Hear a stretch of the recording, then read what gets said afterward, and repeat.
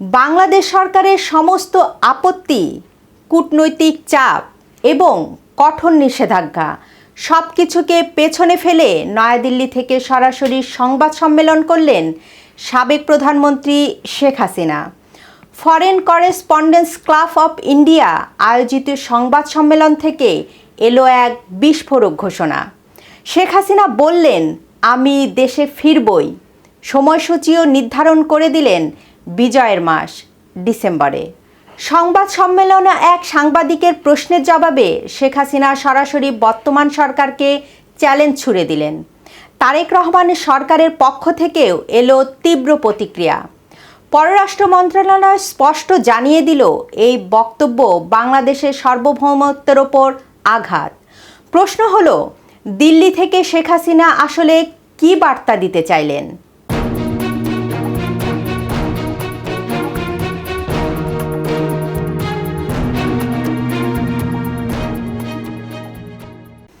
ঘটনার সূত্রপাত কয়েকদিন আগেই। দিল্লির ফরেন করেসপন্ডেন্স ক্লাবে শেখ হাসিনার এই কর্মসূচি নিয়ে তারেক রহমান সরকারের পক্ষ থেকে ক্রমাগত আপত্তি জানানো হয়েছিল। বিএনপি সরকারের স্পষ্ট অনুরোধ ছিল শেখ হাসিনাকে যেন কোনো রাজনৈতিক বক্তব্য দেওয়ার সুযোগ না দেওয়া হয়। এমনকি এই বক্তব্য সংবাদ মাধ্যম বা সোশ্যাল মিডিয়ায় প্রচার না করার নির্দেশ দেওয়া হয়। কিন্তু নয়াদিল্লি অবস্থান নেয় সম্পূর্ণ ভিন্ন।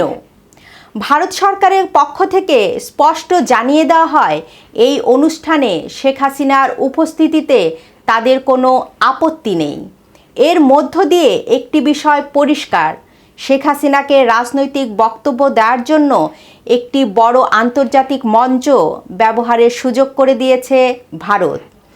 আর এই সিদ্ধান্ত স্বাভাবিকভাবেই ঢাকা ও দিল্লির মধ্যে নতুন করে উত্তাপ ছড়িয়েছে। সংবাদ সম্মেলনে শেখ হাসিনা নিজেকে কেবল 5 বারের সাবেক প্রধানমন্ত্রী হিসাবে উপস্থাপন করেননি। তিনি জোর দিয়ে বলেন, তিনি জাতির পিতা বঙ্গবন্ধু শেখ মুজিবুর রহমানের কন্যা। তার মূল বক্তব্যের বড় অংশ জুড়ে ছিল 24 জুলাই ও আগস্ট মাসের ঘটনাবলী। বিশ্বজুড়ে প্রচারিত শান্তিপূর্ণ ছাত্র আন্দোলনের তথ্যটি তিনি সরাসরি মিথ্যা বলে দাবি করেন।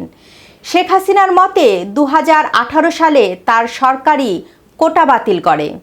2024 সালে আদালত তা পুনর্বহাল করলে সরকার আপিল করে।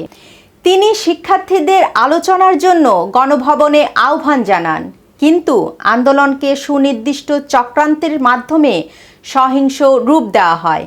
তিনি অভিযোগ করেন, যখনই আলোচনায় অগ্রগতি হতো তখনই কোনো এক অদৃশ্য শক্তি থেকে নতুন নির্দেশনা আসতো। তার ভাষ্য অনুযায়ী এটি কেবল কোটা আন্দোলন ছিল না, এটি ছিল ক্ষমতার পালাবদলের জন্য পরিকল্পিত সহিংসতা। সংবাদ সম্মেলনে শেখ হাসিনা একের পর এক ক্ষতিগ্রস্ত রাষ্ট্রীয় প্রতিষ্ঠানের তালিকা তুলে ধরেন। তার দাবি অনুযায়ী দেশ জুড়ে প্রায় 460টি থানা ও পুলিশ ফাঁড়িতে অগ্নিসংযোগ করা হয়। অন্তত 3000 পুলিশ সদস্য হামলা, নির্যাতন ও সহিংসতার শিকার হন। তিনি প্রশ্ন তোলেন, এমন পরিস্থিতিতে আইন শৃঙ্খলা রক্ষাকারী বাহিনীর দায়িত্ব কী ছিল? রাষ্ট্রের সম্পদ ও নাগরিকদের জীবন রক্ষায় পুলিশ তাদের আইনি দায়িত্ব পালন করেছে বলে তিনি দাবি করেন। শেখ হাসিনা বলেন, সত্য উদ্ঘাটনে তিনি বিচার বিভাগীয় তদন্ত কমিশন গঠন করেছিলেন, কিন্তু পরবর্তীতে অন্তর্বর্তী সরকার সেই তদন্ত বন্ধ করে দেয়, যাতে প্রকৃত সত্য ঢাকা পড়ে থাকে। গত 2 বছরের পরিস্থিতি বর্ণনা করতে গিয়ে শেখ হাসিনা বর্তমান সামাজিক ও অর্থনৈতিক কাঠামোর এক ভয়াবহ চিত্র তুলে ধরেন। তিনি দাবি করেন, গত 2 বছরে 6,50,000 মানুষকে গ্রেপ্তার করা হয়েছে। 2,500-এর বেশি মামলায় আসামি করা হয়েছে প্রায় 4.5 লাখ আওয়ামী লীগ নেতাকর্মীকে।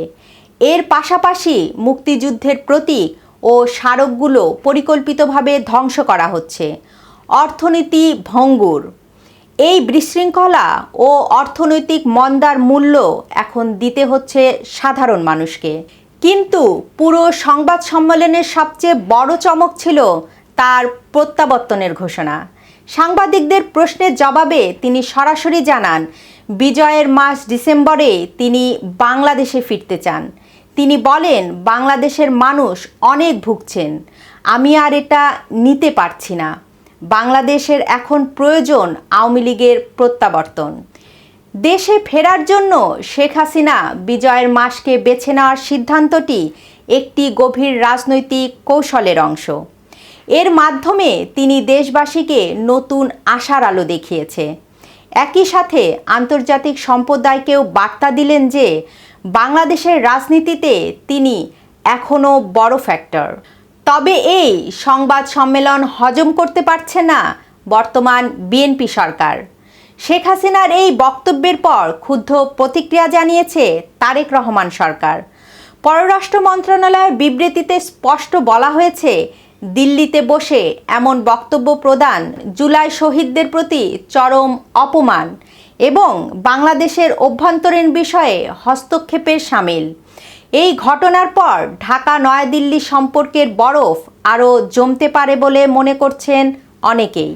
বাংলাদেশের রাজনীতি এখন এক অত্যন্ত সংকটময় পরিস্থিতি অতিক্রম করছে। একদিকে শেখ হাসিনার প্রত্যাবর্তনের ঘোষণা, অন্যদিকে সরকারের কঠোর অবস্থান। শেখ হাসিনার এই বক্তব্য এবং দিল্লি থেকে তার এই রাজনৈতিক পদক্ষেপকে আপনি কিভাবে দেখছেন? জানান আপনার মতামত। ভিডিওটি শেয়ার করুন, লাইক দিন, সম্ভব হলে চ্যানেলটি সাবস্ক্রাইব করুন। এতক্ষণ সঙ্গে থাকার জন্য ধন্যবাদ।